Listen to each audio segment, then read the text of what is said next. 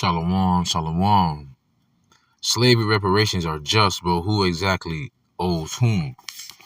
Now, the reason why I'm doing this video is because dealing with the Bible, it deals with prophecies. And a lot of people now want to speak on reparations of slavery for the transatlantic slave trade, where they're mainly speaking about the people that's over in West Africa. Not even about the people who were actually sold as cattle in the slavery. And it just goes to show you how these heathens are. And the word heathen just means someone who's not from the lineage of Abraham, Isaac, and Jacob. Show you how these heathens operate, because they know another heathen nation sold the so-called Negro, Latinos, and Native Americans into captivity.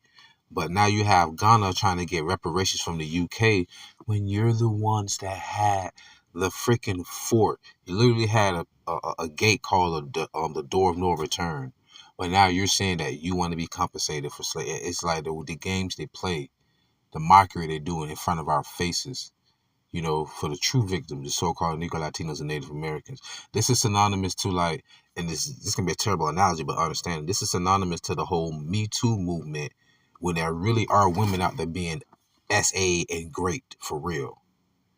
But with that being said, I want to give all honor, glory, and praises to the Most High Yahawah and His only begotten Son, YAHAWASHI. Double honors to the elders at Great Millstone who rule well. Single honors to the elect. Peace and bless to the 1/3, and to the confusion of faces in the four corners of the earth. Shalom. And I have an example also to show that is talking about you so-called Africans. Because it's a brother in Tanzania, GMS Tanzania. When I did a video on Ghana, his response was, come on, brother, they Israelites too. You people really got to think for yourselves at times. Let's be honest, man. Because we learned from the elders at Great Millstone that some of our people came off the west coast of Africa. Yeah, but not all of us. Not even the first batch of slaves came from West Africa. They came from Portugal and Spain, man. All right. So you mean to tell me that the people that was calling us Akatas in the Western Hemisphere, the Western coast of Africa, that they were actually Israelites? Like, you people don't even think, man. Sometimes people just regurgitate what they hear. But you have people over there in Ghana that are actually Hamites. Okay? Shaka Zulu was a Hamite.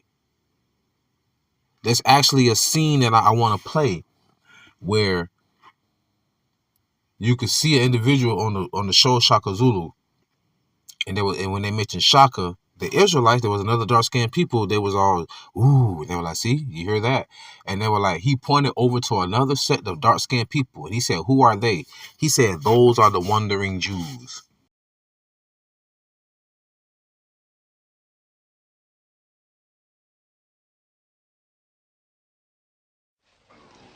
It's only by the grace of God that any of these people will reach their as-yet unknown destinations alive.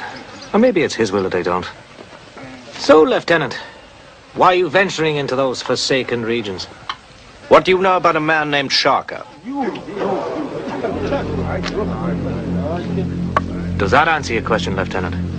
The Masani tribe, Umulos, Lubis, Unus, the Ungwanis, countless others, the banished of Southeast Africa, fleeing Shaka's spears, going straight into the arms of the white slave traders and the British troops on the borders of the Cape Colony. In a way, Lieutenant, they are the ultimate victims of recent history. If you'll favor my comparison, they are the wandering Jews of Africa.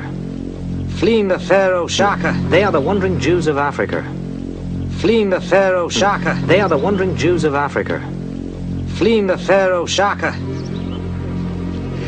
into the Babylonian captivity of slavery.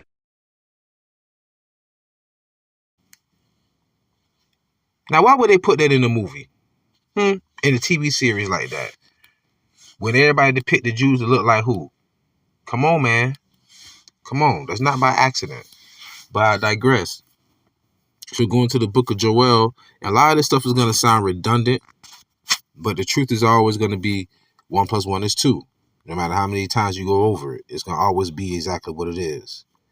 Joel chapter 3, verse 4. Yea, and what have ye to do with me, O Tyre and Zidon, and all the coast of Palestine? Will ye render me a recompense? And if you recompense me swiftly and speedily, will I return your recompense upon your own head. Now, Tyre and Zidon, you go into the history, The land of Israel today was actually called Palestine before that. You know, you had the Philistines, the Palestinians, and it was also known as Tyre and Zidon. Tyre and Zidon. All right, that's where you get the royal purple from. I think they used to get the royal purple from the shellfishes in the oceans during that time. Okay, so and Tyre and Zidon, that's talking about the land of Canaan. The land of Israel today is also referred to as the land of Canaan. Who was Canaan? The youngest son of Ham. Who is Ham? The forefather of the Africans. It shows you that in the Bible dictionary, people. It says Ham, the progenitor. It said Ham, not the progenitor of the black races, but of the dark races, concerning the Egyptians, the whoever else it speaks of in the scripture, the Gergesites, all of them people, the Canaanites. It refers to them specifically, and it says not the Negroes. It specifically say not the Negroes. So we're not the same people. So who are supposed to be compensated? The so-called Negro Latinos and Native Americans, because in the book of Jeremiah, the 50th chapter, I think it said the 33rd verse, it says Judah and Israel was oppressed together. Judah, the southern kingdom, Israel's the northern kingdom. We've been split going back to Shalmaneser. Who the hell you think that the all-master Aztecs and the Incas are? They've been here pre-Columbian era, and they know that. That's why they have something on the internet. If you research it, years ago, it would literally say, you know, the Decalogue stone or the Ten Commandments stone. Now they're trying to say it's a hoax, it's a farce, because the truth is getting out. But it's a rock that's tons and tons that you cannot move, that had the Ten Commandments in Paleo Hebrew here in Los Lunas, Mexico, people. Those are the people who need to be compensated. What do you think the so-called Mexicans, the Israelites, get the fringes from, with the border of blue at the bottom? It's heritage. It even give you a depiction of Issachar in the scripture, saying that that they found rest was good. Because what do a lot of Spanish, well, it's really Northern Kingdom, but what do a lot of Northern Kingdom do, especially Mexicans? So-called Mexicans, they work their asses off for sure, but what they doing during break time, they eat and they take a nap. I never forget it when I used to do lawn service.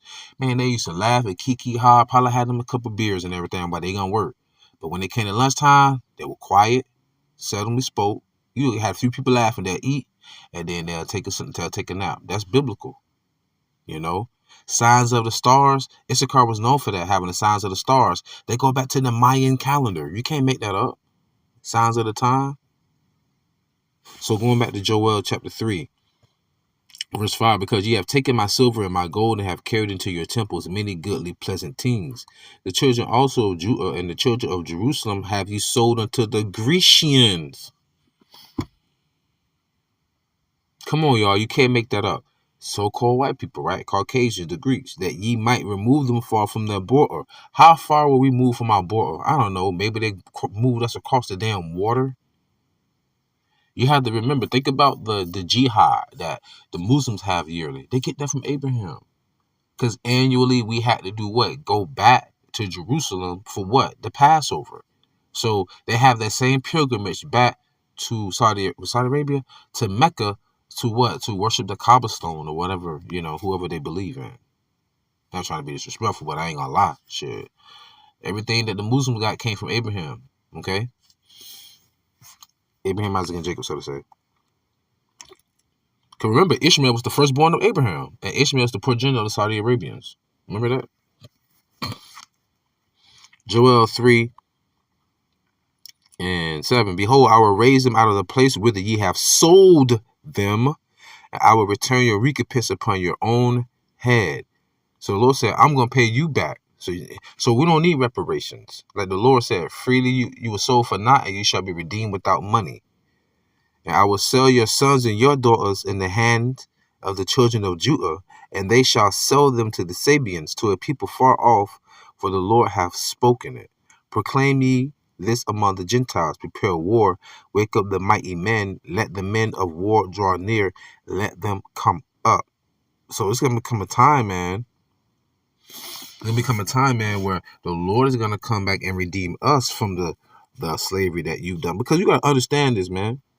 It was the world against us. We had nobody on our side. Nobody came to redeem us. Remember that? Matter of fact, let's get that. First Maccabees 2:10. What nation have not had a part in her kingdom and gotten of her spoils? Every nation had us under captivity. And when the transatlantic slave trade happened, it was like all of y'all came together as one, which is why you have your international commercing going on. A lot of these companies are made from slave money. Slave money. And you all know about accomplice to crimes. All you heathen nations are accomplice to the crimes of what Esau committed against the children of Israel. All of you are guilty. And the Lord even said he was sore displeased with you, but you forward our affliction. Let me get that. This is Zechariah chapter 2. I'm sorry, no, I think it's 1. This is Zechariah chapter 1, verse 15. And I am very sore displeased with the heathen that are at ease, for I was but a little displeased, and they helped forward the affliction. So y'all help forward our affliction. Talking about you looking for reparations, man. You people are wicked. People are off.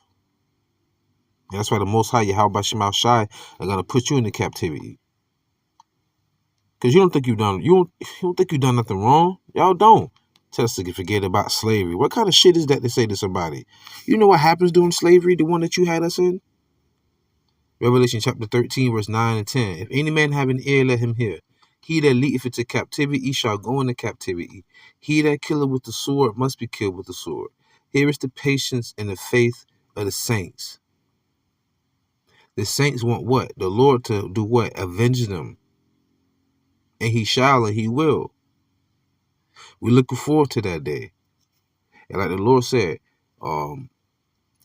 you were, what did it say? You were sold for nothing. You shall be redeemed with nothing. Let me get that really quick, just to be honest.